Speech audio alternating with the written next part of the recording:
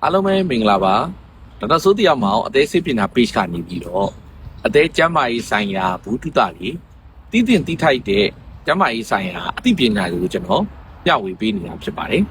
ကျွန်တော်ဒီနေ့ပြောပြမယ့်အကြောင်းအရာကတော့ဟိုတနေ့ကျွန်တော်တင်ထားတဲ့အသေး6တာနဲ့ပတ်သက်တဲ့เนาะ post လေးတစ်ခုရဲ့ video တစ်ခုအောက်မှာလူနာကြောက်ကလာမီးထားတာလေးပေါ့ဒါကျွန်တော်အနေနဲ့လည်းပြန်ပြီးတော့ဖြည့်ပေးခြင်းတယ်ပြီးတဲ့အခါကျတော့ကျွန်တော်ရဲ့ suffer ပရိသတ်တွေရောအသေးလူနာတွေရောတည်တင်တည်ထိုက်တယ်လို့ကျွန်တော်ယူဆတဲ့အတွက်ကြောင့်ဒါလေးကိုကျွန်တော်ပြောပြပေးမှာဖြစ်ပါတယ်အဲ့ဒါဘာလဲဆိုတော့သူကဘာမီးလေးလို့ပြောတယ်အသေး6ရင်ဆရာတဲ့အသေးကန်ဆာဖြစ်မှာလားပေါ့နော်အဲ့တော့အသေးဆိုလို့တဲ့ဘောကဆိုလည်းနားလေလွယ်အောင်ပြောရရင်အသေး6တဲ့သူကတစ်ချိန်ကျရင်ကန်ဆာပြောင်းမှာလားပေါ့ဒါကိုသူကမေးထားတာနော်အဲ့လိုဆိုတဲ့အခါတော့ကျွန်တော်တို့ရဲ့သုတေသနရလဒ်တွေကိုအခြေခံပြီးတော့ကျွန်တော်တို့ကဖြေဖို့လိုတာပေါ့နော်အဲ့လိုဆိုတော့ကျွန်တော်တို့နာတာရှိအသေးယောဂါတွေပေါ့နော်အဲအောင်တော့ဘီပိုးတွေစီပိုးတွေအရက်တောက်လို့အသေးဖြစ်တာတွေအသေးထဲမှာအစီစုတာတွေနော်ဘယ်နာတာရှိယောဂါမဆိုနာတာတိယောဂါအားလုံးရဲ့တစ်ချိန်မှာအဆုံးသတ်ပြီးအသေး6ဖြစ်ဖြစ်မှာဟုတ်ကဲ့အဲ့တော့အသေး6သွားပြီလို့ပြောခြင်းဒီကျွန်တော်တို့မှာအများစုအတွက်ပေါ့လူတိုင်းတော့မဟုတ်ဘူးအများစုအတွက်ပေါ့ကျွန်တော်တို့ကပြန်ကောင်းဖို့ရာခိုင်လို့မြဲတယ်လို့ကျွန်တော်တို့ကပြောလို့ရတယ်အဲ့တော့အသေး6တဲ့သူတိုင်းပြန်မကောင်းလို့ဆိုတော့မဟုတ်ဘူးပေါ့နော်အဲ့တော့ကျွန်တော်ခုနကပြောတဲ့အသေး6တာနဲ့အသေးကန်ဆာလို့ပြောလိုက်တဲ့အခါမှာကျွန်တော်တို့ကအရေးကြီးတဲ့အချက်ကအသေးကန်ဆာဖြစ်စေတဲ့အကြောင်းရင်းတွေကိုကျွန်တော်တို့ကသိဖို့လိုလာတာပေါ့နော်အဲ့တော့အသေးကန်ဆာကကျွန်တော်တစ်ခါပြောမှုပါတယ်ကျွန်တော်စာတွေဖတ်ဖူးတာလို့ကျွန်တော်ဗီဒီယိုတွေနားထောင်ဖို့ပြီးတယ်ကျွန်တော်တို့အသေးကန်ဆာတခြားကန်ဆာတွေမတူဘူးဗျဘာလို့လဲလို့ပြောရင်တခြားကန်ဆာတွေမှာက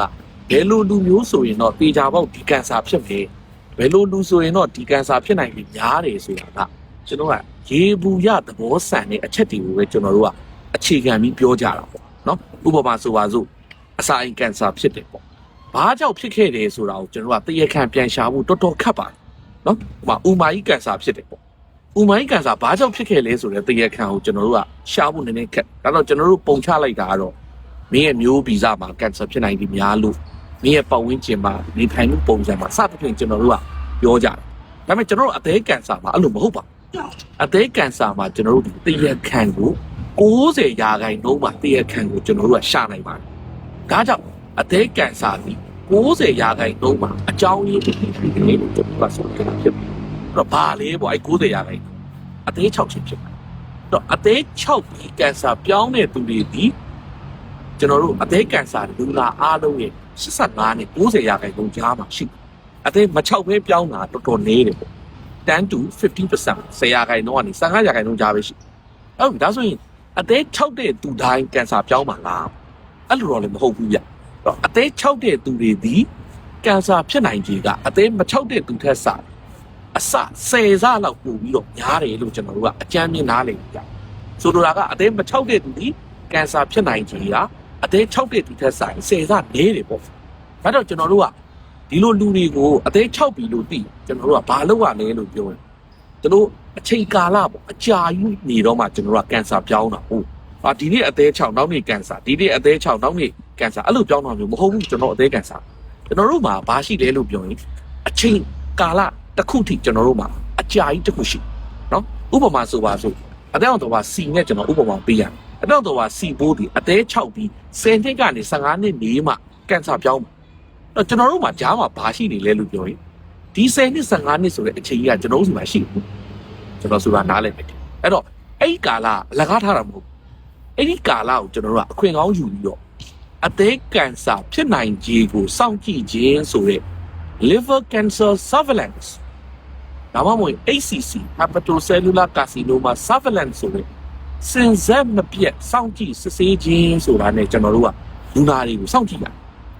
လူနာကိုတမတ်ကာလမှာကျွန်တော်တို့တွေးစစ်ရမယ် ultrasound ကိုရိုက်ဒီလူနာတွေစောင့်ကြည့်သွားဒါနံပါတ်1အရေးကြီးဆုံးကျွန်တော်လုပ်ပါဘာလို့လဲအသေး6ရင်ကန်ဆာပြောင်းနိုင်တယ်ညာနေဒီလိုပြောလို့အသေး6တဲ့သူတိုင်းကန်ဆာပြောင်းသွားမှာတော့မဟုတ်ဘူးအချို့ဆိုရင်တက်တန်းစီလေးနေသွားရတယ်အသေးသာ6တယ်ကန်ဆာမပြောင်းလိုက်ဖြစ်နေတခြားယောဂါနဲ့ဥပမာလူကြီးယောဂါဖြစ်ဖြစ်မဲ့တခြားသောအကြောင်းရင်းတွေကြောင့်ကျွန်တော်တို့အသက်ကြီးလို့ပဲဖြစ်ဖြစ်ကျွန်တော်အသက်ဆုံးရှုံးသွားတာဆုံးပါသွားတာမျိုးကျွန်တော်ကြုံနိုင်တယ်ကန်ဆာမပြောင်းလိုက်ဘူးပေါ့ဆိုလိုတာကနံပါတ်1အရေးကြီးဆုံးချက်ပြီးအသေးကန်ဆာကိုစောင့်ကြည့်စစ်ဆေးခြင်းဖြစ်ပါတယ်ဒါနံပါတ်1ချက်နံပါတ်2ကအချို့သောယောဂါတွေအတွက် အသေး6ချင်းကနေအသေးကန်ဆာမဖြစ်အောင်ကာကွယ်နိုင်နေဆိုတဲ့အချို့သောကုသမှုတွေရှိနေကျွန်တော်တို့ဥပမာဆိုပါစို့စီးကြိုကြောင့်အသေး6ပြီးတော့ရှိနေတဲ့လူနာကိုစီးကြိုကောင်းကောင်း control လုပ်တေချာကုသမှုပြီးမယ်ကျွန်တော်တို့မှာတောက်အတူစီးကြိုအတွက်အသေး6တဲ့အတွက်လူနာကြီးအတွက်ကောင်းနေဆွေးပြီးကျွန်တော်တို့မှာရှိတယ်ဒီလိုလုပ်လိုက်ရင်ကန်ဆာမပြောင်းအထိုက်လျောက်ကာကွယ်နိုင်သွားတယ်ဆိုတော့အရင်တုန်းကဒီတိုင်းအသေး6တောင်စောင့်ကြည့်နေုံပဲစောင့်ကြည့်မယ်ဆိုရင်ကျွန်တော်တို့ကတစ်နှစ်ကိုကျွန်တော်တို့ကအနည်းဆုံးเนาะကျွန်တော်တို့ရဲ့ဒီကျွန်တော်ရဲ့ percentage နဲ့ပြောမယ်ဆိုရင်ပေါ့ကျွန်တော်ကအနည်းဆုံး30%ရာခိုင်နှုန်း20%ရာခိုင်နှုန်းနဲ့30%ရာခိုင်နှုန်းတော့အသေး6တဲ့လူတွေကကန်ဆာပြောင်းသွားကြခုနလိုကုသမှုတွေယူရင်ခုနပြောတဲ့ကန်ဆာပြောင်းနိုင်ဆိုကျွန်တော် short ချတယ်အဲ့လိုပဲအထောက်တော့စီဘိုးမှာစီဘိုးကုပြီးအသေး6နေတယ်ဒါဆိုရင်ကျွန်တော်တို့ကဘာလုပ်ရနောက်တက်ကျွန်တော်တို့မှာလက်ရှိကုသမှုရှိနေအထိုက်လျောက်ကာကွယ်နိုင်တယ်ဆိုတဲ့ဆေးတွေရှိတယ်အဲ့ဆေးတွေနဲ့ကျွန်တော်တို့ကပေးပြီးတော့လူနာကိုစောင့်ကြည့်ရဘီဘိုးရှိတယ်ဘီဘိုးသေးသေးတောက်ရမယ်ဘီဘိုးသေးသေးတောက်ရင်အသေးကန်ဆာကိုကာကွယ်တယ်ကျွန်တော်တို့ကနားလည်တာဒါကြောင့်အသေး6တယ်ဆိုတဲ့ကိစ္စဒီလူတိုင်းကန်ဆာပြောင်းမှာတော့မဟုတ်ဘူးသို့တော့အရေးကြီးဆုံးအချက်နှစ်ချက်ကိုလိုက်နာဖို့လိုတယ်လို့ကျွန်တော်ဒီဗီဒီယိုကနေညှောက်ပေးပါတယ်နံပါတ်1ကအသေးကန်ဆာကိုစင်စက်မပြတ်စောင့်ကြည့်ဘာလို့စောင့်ကြည့်ခိုင်းလဲအခုကျွန်တော်စီမှာရှိနေတဲ့အသေးကန်ဆာလူနာစောင့်ကြည့်နေတဲ့အသေး6လူနာတွေကန်ဆာများပြောင်းသွားရင်သူတို့ဒီအလွန်စောတဲ့အဆင့်မှာတွေ့ရလူနာတွေကြီးပဲကျွန်တော်တွေ့ရတယ်အဲ့တော့အလွန်စောတဲ့အဆင့်မှာတွေ့တော့ဘာကောင်းလဲစောစောစီးစီးကုတယ်စောစောစီးစီးပျောက်တယ်စိုးစိုးဝါးဝါအဆင့်ကြီးမရောက်ခင်မှာကုသလို့ပျောက်ပြနိုင်တဲ့အဆင့်တွေမှာကျွန်တော်တို့ကတွေ့ရတာပေါ့